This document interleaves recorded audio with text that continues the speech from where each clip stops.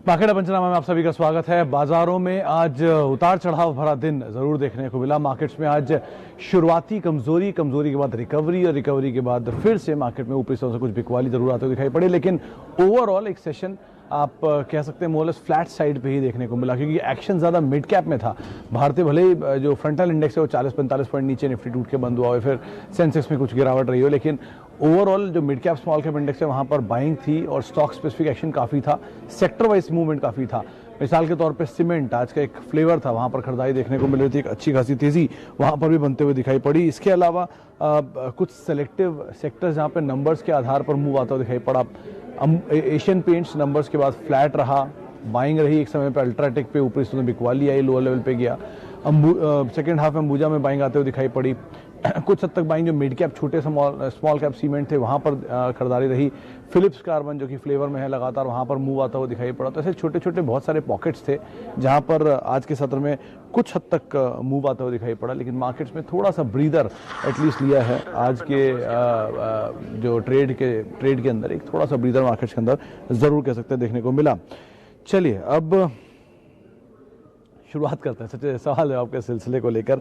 जो सवाल आ रहा है पहला नाम मेहुल माथुर साहब का है। टाटा मोटर्स को लेकर करीब 130 रुपये के दाम पर खरीदारी है मेहुल साहब की। मेहुल जी देखिए, अभी कुछ देर पहले जो यतिन आए थे हमारे पास डीलर्स रूम का जब बस लेकर, तो उन्होंने बात साफ की थी कि टाटा मोटर्स में शायद नियर टर्म में या मीडियम टू लॉन्ग टर्म में शायद एक मूव देखने को मिले भी। तो आप उस लिहाज से इस पोजीशन को अपनी एटलीस्ट होल्ड कर सकते हैं। और ब्रोकर्स भी यहाँ पे इनफैक्ट CLSE की एक रिपोर्ट आई थी, उनका भी यही कहना है कि 220 रुपये तक की चाल देखने को मिल सकती है। तो नंबर्स हैं, नंबर्स के लिहाज से आप नज़र रखते हैं, लेकिन बहुत बड़े मूव किया बहुत लंबी अवधि के लिए एटलीस्ट ना देखें। 20-30% आपको यहाँ पर मूव आ जाए तो आप उसके लिहाज से अपनी पोजीशन को देख सकते हैं। अच्छा, इसके अलावा और एक सवाल लेते हैं। सवाल है IRCTC को लेकर नितिन अरोड़ा साहब का। 1395 पर चल नहीं रहा है, क्या करें? अरोड़ा साहब आज इनफैक्ट दोपहर में गौरांग शाह मौजूद थे, उन्होंने ये बात साफ की थी कि स्टॉक में थोड़ा ओवरहैंग रहेगा, क्योंकि OFS है। ऑब्वियसली बात है, गवर्नमेंट जब भी स्टेक शेयर बेचने आती है या फिर इक्विटी जब भी मार्केट में आएगी तो ओवरहैंग आ जाएगा। इसी आधार पर गौरांग ने यहाँ पर होल्ड करने की राय तो दी थी, लेकिन फिर भी आप अगर आपको प्रॉफिट हो रहा है तो आप पार्शियल प्रॉफिट बुक करके निकल सकते हैं और नीचे के लेवल पे वेट करें अगर आपको मिलता है तो। लेकिन बहुत ज़्यादा उम्मीदें से अब न रखेंगे, बहुत बड़ा मूव दिखा चुका है एक, और दूसरा कभी भी स्टेक से लाएगा तो ओवरहैंग हमेशा भारी रहेगा स्टॉक के लिए। आगे हम बातचीत कर लेते हैं JSW स्टील सेल 323 शेयर,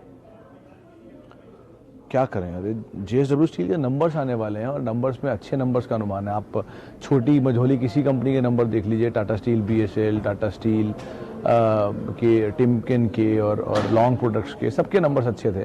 तो अब लार्ज कैप में JSW स्टील शुरुआत करने जा रही है और ब्रोकर्स भी ये मान के चल रहे हैं कि अच्छे नंबर आते हुए दिखाई पड़ेंगे JSW स्टील के। तो अगर अच्छे नंबर आते हैं, मार्केट सरप्राइज कर देते हैं, तो फिर स्टॉक में तेज़ी रहेगी।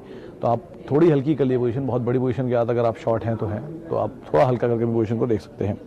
अच्छा, आगे बढ़ते हैं। वोडाफोन आइडिया पर क्या करना चाहिए? 3 दिन से अच्छा चल रहा है। सुमित जी, अगर ये अच्छा चल रहा है तो आप निकल जाइए अगर आपको प्रॉफिट हो रहा है तो। और बेटर ऑप्शंस हैं मार्केट में, आप क्यों ट्रेड करके इस तरह के स्टॉक्स में परेशान होना चाह रहे हैं? पीस ऑफ माइंड पे ज़्यादा फोकस करिए, वेल्थ क्रिएशन पे ज़्यादा फोकस करिए। स्पेक्यूलेटिंग एक्टिविटीज़ जो हैं उनको आप अवॉइड करिए। हो सकता है शेयर चल जाए, डबल भी हो जाए, लेकिन नंबर सपोर्टिव नहीं है तो कुछ भी हो सकता है। जिनके नंबर सपोर्टिव हैं रिलैक्स करिए, उसमें कोलगेट है, एशियन पेंट्स है, FMCG से नेस्ले है, इस तरह की कंपनी, वरना अल्ट्राटेक है सीमेंट स्पेस से, अंबुजा है, JK सीमेंट है। इनको आप देखिए कहाँ आइडिया के चक्कर में पड़ रहे हैं जहाँ पर आपको हमेशा यही रहेगा कि ये शेयर बढ़ेगा या नहीं। अब आप हमेशा यही तर्क देंगे कि छोटा शेयर है, ज़्यादा क्वांटिटी में आएगा, तो कोई बात नहीं, चलेगा भी तो धीरे, बड़ा शेयर चलेगा भी तेज। तो आप उस लिहाज से देखिए, peace of mind versus aggression है। अब आप क्या चूज़ करना चाहते हैं वो आपके ऊपर है। अच्छा, गोल्ड बीज ETF, शिवम मिश्रा साहब का सवाल है। मिश्रा साहब, ये बहुत अच्छा ऑप्शन है। आप गोल्ड बीज ETF में आप अगर SIP फॉर्म में गोल्ड लें तो ज़्यादा अच्छा ऑप्शन रहेगा। आप अपने लॉन्ग टर्म फाइनेंशियल गोल्स को देखते हुए, अगर बच्चों के लिए, बेटी के लिए, किसी के लिए आप गोल्ड लेना चाहते हैं तो गोल्ड बीज अवेलेबल हैं। ये 24 कैरेट का गोल्ड ऑन पेपर होता है। जैसे बहुत सारे गोल्ड बीज हैं, इसमें बेंचमार्क है, निपॉन है, ICICI है। इसमें आपको कुछ भाव भी अंतर दिखेंगे, कहीं पर ये 5,000 रुपये का दिखेगा, कहीं पर आपको 500 रुपये का दिखेगा। 500 रुपये 0.01 gram gold, 5,000 is 10 gram 1 gram gold, तो इस हिसाब से कामकाज होता है। तो आप जो आपको अच्छा लगे, ये इनमें किसी में बुराई नहीं है, आप होल्ड कर सकते हैं। ऑन एन एवरेज 15-16% रिटर्न आता है, लेकिन वो जो गोल्ड के प्राइसेस का रिटर्न होगा वही सेम रिटर्न वहाँ पर भी होगा। लेकिन एक अच्छे SIP फॉर्म में खरीदेंगे तो शायद आपको बर्डन भी ना फील हो और गोल्ड भी इकट्ठा हो जाए, तो आप उस हिसाब से इसको देख सकते हैं। अच्छा ऑप्शन है ये। अच्छा, गोदरेज प्रॉपर्टी पे राकेश पटेल साहब पूछें क्या किया जाए। पटेल साहब, कंपनी रियल स्टेट स्पेस में सबसे बेटर कंपनी यही दिखाई पड़ती है। डेट सिचुएशन के हिसाब से भी कंफर्टेबल है, प्रोजेक्ट के हिसाब से भी कंफर्टेबल है। बॉम्बे में तो पहले इनका एक्सपेंशन था ही, अब धीरे धीरे दिल्ली और बाकी नॉर्दर्न मार्केट्स में भी एक्सपैंड करा है उन्होंने, और अच्छा ट्रैक्शन वहाँ पर भी उठा रहे हैं। कंपनी अच्छी है, आप बने रह सकते हैं, लेकिन डिपेंड करता है आपका भाव क्या है खरीदारी का। अगर आपने नीचे खरीदा है तो थोड़ा प्रॉफिट लेकर फिर वेट करें, फिर नीचे मिले फिर प्रॉफिट में आप नीचे के लेवल से बाय करें और होल्ड करें। दिक्कत इस कंपनी में एटलीस्ट एज ऑफ नाउ नहीं है, लेकिन बस थोड़ा महंगा शेयर है, इसका आप ध्यान रखिए। ये जो आप भाव देख रहे हैं, इससे पहले भी ये भाव दिखा चुका है इसी तरह का, उसके बाद एडजस्टमेंट हुआ और उसके बाद ये भाव आया। तो आप वैल्यूएशन पार्ट पे नज़र रखें, बाकी सब ठीक है इस कंपनी के साथ। अच्छा, आगे बढ़ते हैं। एक टाटा केमिकल को लेकर सवाल है स्वप्निल ओसवाल साहब का। ओसवाल साहब, टाटा केमिकल कंपनी अच्छी है, अब आपने खरीदा कितने टाइम के लिए है? लॉन्ग टर्म के लिए आप बोल रहे हैं। हाँ, तो थोड़ा लॉन्ग टर्म के लिए ठीक है, आप थोड़ा सा और डाइवर्सिफाई भी कर सकते हैं। अतुल लिमिटेड केमिकल में ज़्यादा बेहतर ट्रैक्शन है। अतुल लिमिटेड की एक बहुत इंटरेस्टिंग चीज़ ये भी कि अतुल लिमिटेड करीब करीब 3% शायद हिस्सा ओन करता है फाइजर में, और 1.5% ओन करता है नोवार्टिस में। तो इस तरह की इन्वेस्टमेंट वैल्यूज़ भी काफ़ी स्ट्रॉन्ग है। वैसे टाटा केमिकल ही बुरा विकल्प नहीं है, लेकिन इस तरह की कंपनियों को भी आप रख सकते हैं, थोड़ा डाइवर्सिफाई कर सकते हैं, ब्रॉडर साइड पे जा सकते हैं। SBI का जैन तक का टारगेट, ये थोड़ा मुश्किल है सर, क्योंकि जैन टाइम स्पेसिफिक तो कोई भी नहीं बता सकता मैं क्या। लेकिन हाँ, ये है कि SBI मोमेंटम में आया है। कल मानस से हमारी बात हो रही थी, उन्होंने ये बात कही थी कि 205 के ऊपर SBI 215 तक जाएगा और 215 के ऊपर से बड़ी तेजी आएगी, लेकिन 180 पे स्ट्रॉन्ग बेस है। तो ये कुछ लेवल हैं जिनका आप ध्यान रख सकते हैं, और ब्रोकर्स तो 220 के ऊपर टारगेट दे रहे हैं लॉन्ग टर्म में। तो आप दोनों तरह की चीज़ें आपको बता दी गई हैं। अच्छा, टाटा एलेक्सी 750 रुपये पर खरीदारी, केतव झटकिया साहब का, माफ़ कीजिएगा झटकिया साहब, नाम ठीक से नहीं ले पाया तो खैर। लेकिन केतव जी, बहुत ही बढ़िया लेवल पर बहुत अच्छा शेयर आपने खरीदा है। 750 रुपये पर खरीदा हुआ शेयर डबल हो चुका है, और आप प्रॉफिट में भी हैं और आपने एटलीस्ट होल्ड भी किया हुआ है, तो बहुत ही शानदार, कोई दिक्कत नहीं है, आप बने रह सकते हैं इस कंपनी में। और जिस लेवल पर है वो लेवल शायद आपको हाल फिलहाल में देखने को भी ना मिले, तो एटलीस्ट आप बने रहिए, कोई रिस्क नहीं है। दोबारा अगर आपको यही लेवल मिले तो आप दोबारा भी एंट्री कर सकते हैं। कंपनी के नंबर्स बहुत स्ट्रॉन्ग आए थे, बहुत अच्छे नंबर कंपनी ने इस क्वार्टर में पोस्ट किए थे। रिएक्शन भी रहा, शेयर ऑल टाइम हाई पे पहुंच गया, बहुत भागा हुआ शेयर है, तो आपने अच्छा रिवॉर्ड भी लिया है। अगर आप चाहते हैं तो हाँ, राउंड ऑफ कर सकते हैं, आपके 130 शेयरों की पोजीशन है, 30 से निकल सकते हैं, तो उसके बाद जो पैसे बचेंगे 125 शेयर, 25 से निकल जाइए, 100 शेयर आपके जो रहेंगे उनसे ही आपके कॉस्ट तो बहुत हद तक निकल ही जाएगी। तो आप ऐसे करके अपनी पोजीशन में बने रह सकते हैं, वो ज़्यादा बेटर ऑप्शन रहेगा, पैसा भी निकल आएगा और पोजीशन भी अच्छी आपके पास होल्ड रहेगी। अच्छा, भारतीय एयरटेल 1000 शेयर 550 पर। ब्रजेंद्र जी, आज चला है भारतीय एयरटेल, आपकी खरीदारी से बहुत दूर तो नहीं होगा, 524-25 देखा था मैंने लास्ट, तो अभी 25 रुपये है, थोड़ा मोमेंटम में आ गया है, शॉर्ट कवरिंग सपोर्ट कर गई 532-33 के ऊपर, वही सप्लाई जोन है इसका 535 का, वो एक बार ही पार कर गया तो उसके बाद और शायद शॉर्ट कवरिंग सपोर्ट करे, तो आप बने हुए हैं, कोई दिक्कत नहीं है। कंपनी तो अच्छी है, आपने चुनी है, लेकिन बस अब भाव के ऊपर सब कुछ है कि आपको भाव मिलता है तो थोड़ा प्रीमियम लेके निकलिएगा। एटलीस्ट ऐसा ना हो कि आप जब दोबारा 550 है तो ही आप निकल गए, कॉस्ट भी ना निकाली आपने, तो इतना टाइम होल्ड कर रहे हैं तो एटलीस्ट कुछ पैसा देखा तो निकले।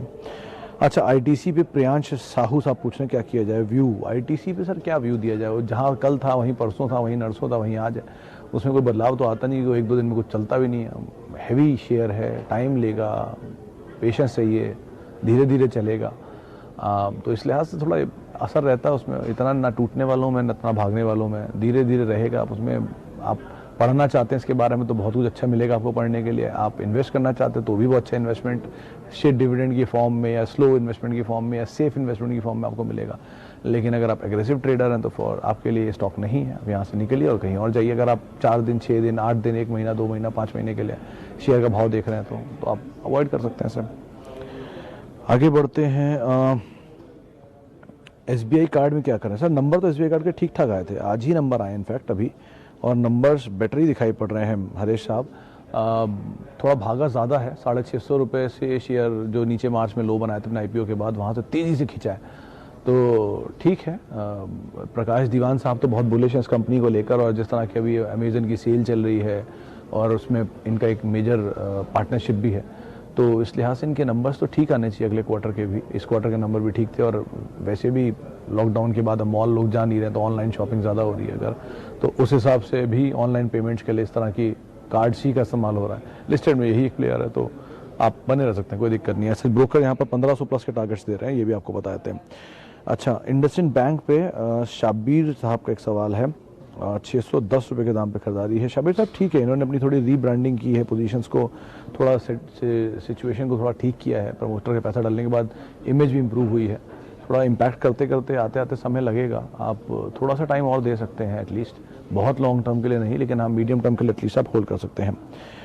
और आगे सवाल ले लेते हैं, बहुत सारे सवाल आ रहे हैं। लॉन्ग टर्म के लिए संदेश वरहड़ी साहब पूछ रहे हैं कि कौन सा शेयर अच्छा है। संदेश जी, उसके जस्ट ऊपर एक सवाल था, वो था टीसीएस को लेकर। लॉन्ग टर्म के लिए टीसीएस सबसे अच्छा ऑप्शन है। देश की पहली 5 कंपनियों को तो आप ध्यान में रख ही सकते हैं, लिख ही लें एक पेपर में। मान लीजिए आज टीसीएस का दाम 2400 है, या एचडीएफसी बैंक का दाम 2200 है, या एचयूएल का दाम आज 2100 है, तो किसी फाइन डे आपको इन दामों से 10, 12, 15, 20% नीचे मिले तो ये अपने आप ही लेने लायक सिचुएशन में आ जाते हैं, पहला। दूसरा, आप हर वो कंपनी को तलाशिए जहां पर नंबर वाइज साल दर साल ग्रोथ हो रही है, खराब नहीं है नंबर, अच्छे ही आ रहे हैं। दूसरा, डेट नहीं है, क्योंकि अब कैश फ्लो अच्छा होगा तो डेट तो ऑब्वियस बात नहीं होगा। प्रमोटर माल प्लेज नहीं कर रहा, हर लेवल पे आके बेच नहीं रहा। ऐसी ऐसी चीज़ों को अगर आप नोटिस करेंगे तो जो कंपनी आप चुनेंगे वो अच्छी ही होगी। फ्लेवर के साथ मत जाइएगा कि जिस तरफ पूरी भीड़ भाग रही है उस तरफ भागें, उस तरफ जाइएगा जिस तरफ भीड़ नहीं भाग रही है, उसमें ज़्यादा अच्छे इन्वेस्टमेंट ऑप्शन आपको मिलेंगे, उसमें नहीं मिलेंगे जहाँ पर तेज़ी है, वहाँ से मोमेंटम मिलेगा। तो आप दोनों तरह के चीज़ों को डिस्टिंग्विश करिए और उसके हिसाब से आप पोजीशन बना सकते हैं। अच्छा, एलम्बिक फार्मा में क्या करें? नंबर एलम्बिक फार्मा के आने थे, आ गए हैं या नहीं मैं आज देख नहीं पाया, लेकिन एलम्बिक फार्मा के नंबर अच्छे आने की बात है। मिड कैप फार्मा वैसे भी अच्छी वैल्यू पे कंपनी अवेलेबल है और one of the cheapest stocks में से इसे काउंट किया जाता है। नंबर ठीक है, अगर नंबर अच्छे आने का जो अनुमान है उससे बेटर आया तो बात ही अलग है, लेकिन हाँ आप एटलीस्ट होल्ड कर सकते हैं। थोड़ा ऊपरी लेवल से कंसोलिडेट हो रहा है, नीचे आ रहा है, तो वापस दोबारा मोमेंटम लेना चाहिए। आप टाइम दीजिए अभी और बने रहिए, वो ज़्यादा बेटर ऑप्शन रहेगा। चलिए एक आखिरी सवाल और ले लेते हैं। कौन सा सवाल लूँ? एचडीएफसी एएमसी 14 शेयर 3150 के दाम पे नंबर आने वाले रवि जी कल, तो नंबर्स पे तो आप जरूर नज़र रखिएगा।